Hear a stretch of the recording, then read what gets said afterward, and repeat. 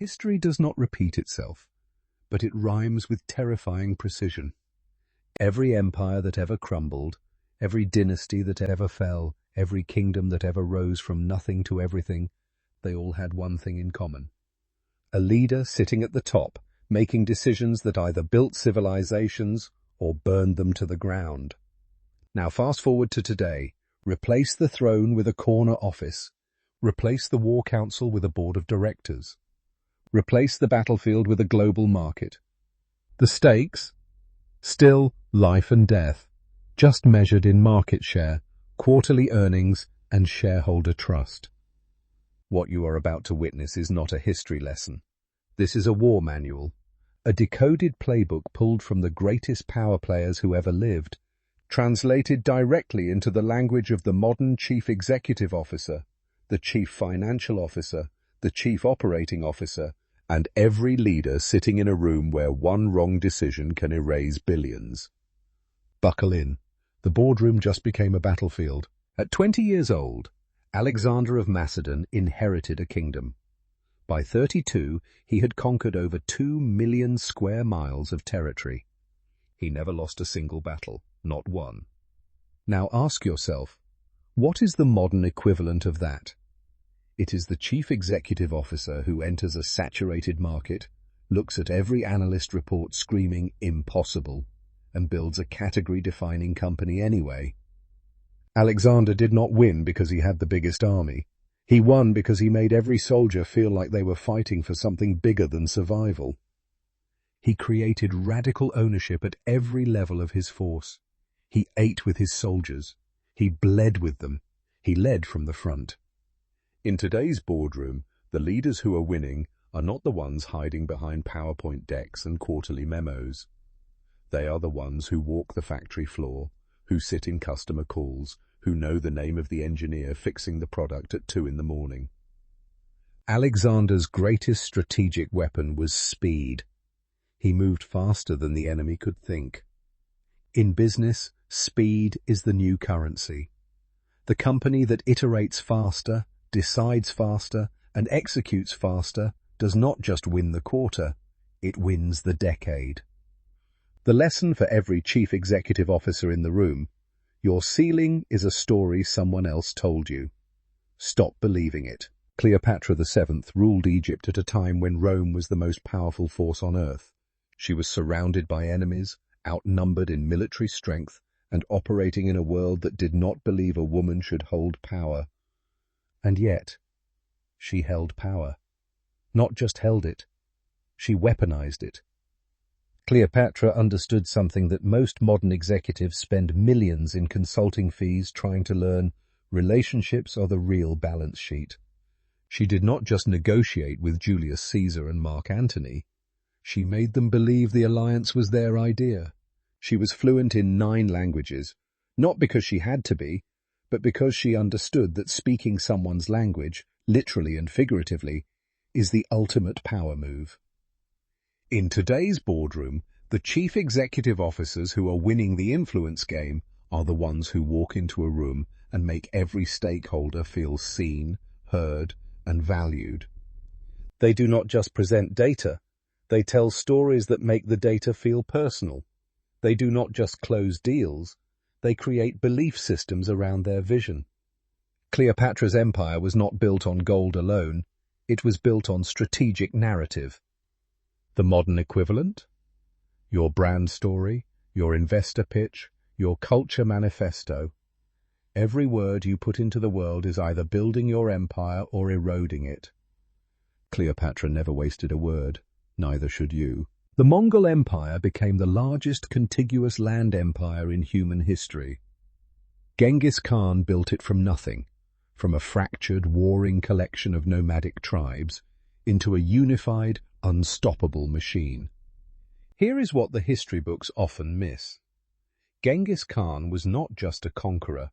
He was one of the greatest operational architects who ever lived. He created a merit-based system at a time when bloodline was everything. He promoted based on performance, not politics. He built the first international postal system to ensure communication across thousands of miles. He standardized trade routes that connected East and West. Sound familiar? This is supply chain management. This is talent strategy. This is scalable infrastructure. For every chief operating officer sitting in a boardroom today, wondering how to scale operations across geographies, the answer has already been written in the 13th century. Build systems that outlast personalities. Create communication infrastructure that moves faster than your competition. Promote the performer over the politician. Genghis Khan's empire did not fall during his lifetime because he built it on systems, not on ego. The moment his successors made it about personal power rather than operational excellence, the cracks began. The lesson is brutal and simple. Your organization is only as strong as the systems you build when no one is watching. Queen Elizabeth I inherited a kingdom in debt, divided by religion and surrounded by enemies who wanted her dead or dethroned. She reigned for 45 years and transformed England into a global power. Her secret? She never made a decision based on short-term pressure. In an era when every advisor, every foreign king, and every political faction was screaming at her to act immediately, to marry, to declare war, to surrender, she waited. She gathered intelligence. She calculated. And when she moved with devastating precision. In today's boardroom, the pressure to react is constant. Social media, activist investors, media cycles, competitive moves, everything is designed to force a knee-jerk response. The chief executive officers who build lasting companies are the ones who can absorb pressure without losing strategic clarity. Elizabeth also understood the power of perception. She curated her image with the precision of a modern brand strategist. The Virgin Queen was not just a personal identity, it was a political weapon. She made herself into a symbol that was bigger than any alliance or marriage could offer. For every chief executive officer managing a personal brand, a company narrative, or a public-facing crisis, Elizabeth's playbook is the masterclass. Control the narrative before the narrative controls you.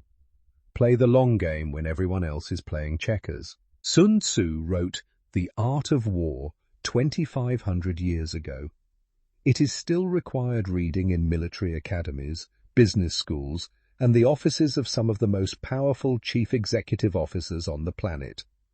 Why? Because the principles of strategic warfare are identical to the principles of strategic business. Know your enemy, which in business means knowing your competitor's next move before they make it. Know yourself, which means radical honesty about your company's actual strengths, not the ones you wish you had. Sun Tzu said the supreme art of war is to subdue the enemy without fighting. In business, that translates to winning market share through innovation, not just competition. It means building a product so good that the competitor's customer switches without you ever having to attack directly.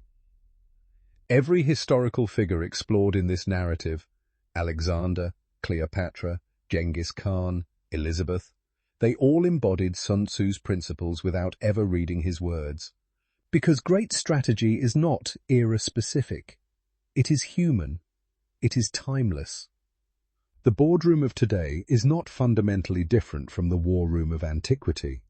The tools have changed, the stakes have changed, but the human dynamics, ambition, fear, loyalty, betrayal, vision, and execution, they are exactly the same. The chief executive officers, chief financial officers, and chief operating officers who study history are not living in the past. They are building the future with a map that has already been tested in fire. The throne room and the boardroom are the same room. The only question that has ever mattered, the only question that will ever matter, is whether you are ready to lead from the front. Build systems that outlast you, speak the language of every stakeholder in the room, play the long game when the world demands a short one, and move with the speed and precision of someone who knows that history is not watching. History is being written right now by you.